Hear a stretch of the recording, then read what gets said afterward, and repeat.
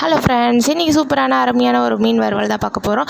டக்குன்னு செய்யணும்னு டேஸ்ட் வேறு லெவலில் இருக்கணும். மசாலாலாம் அதிகமாக சேர்த்தக்கூடாது. ஒரே மசாலா சொல்லுங்கள் அப்படின்னா கண்டிப்பாக இந்த ரெசிபி ட்ரை பண்ணி பாருங்கள். ஒரு கைப்பிடி அளவு புதினா எடுத்துக்கலாம். ஒரு 1.5 ஸ்பூன் அளவு இஞ்சி பூண்டு பேஸ்ட்டு. இன்றைக்கி சக்தியில் ஃபிஷ் ஃப்ரை மசாலா எடுத்துருக்கோம். ஸோ இதில் ஒரு அரை பேக்கெட் போட்டுட்டு ஒரு 3 ஸ்பூன் அளவு கார்ன்ஃப்ளவர் போட்டுக்கலாம். ஒரு அரை ஸ்பூன் அளவு உப்பு போட்டுக்கலாம். ஆல்ரெடி மசாலாலேயே கொஞ்சம் உப்பு இருக்கும். ஸோ எடுத்தது உப்பு அதிகமாக போட்டுட்டோமா, உப்பு அதிகமாக போச்சுன்னா சாப்பிட முடியாது. உப்பு கம்மியாக இருந்தால் கூட பரவாயில்ல, சாப்பிட்டுக்கலாம். ஸோ கொஞ்சமாக உப்பு போட்டுட்டு அதுக்கப்புறம் கொஞ்சம் கொஞ்சமாக தண்ணி ஊற்றி கெட்டியாக பிசைஞ்சிட்டு அது கூட நம்ம கட் பண்ணி வச்சுருக்க மீன் சேர்த்துக்கலாம். நான் இன்றைக்கி சங்கரா மீன் எடுத்திருக்கேன். நீங்கள் எந்த மீனாக இருந்தாலும் சரி இதே மசாலாவையே ஃபாலோ பண்ணி பாருங்கள். ஓகே, இப்போ நல்ல மசாலா மீனில் பரட்டிட்டு நான் உடனே எண்ணெய் சூடானது பொரிச்சு எடுத்துட்டேன்.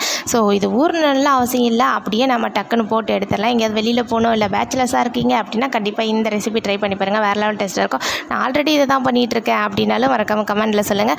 ஓகே, இப்போ எண்ணெயில் போட்டு 2 பக்கம் நல்லா வேக விட்டு எடுத்தோமா, சும்மா கம மீன் ரெடி. ஸோ இந்த சண்டே ட்ரை பண்ணி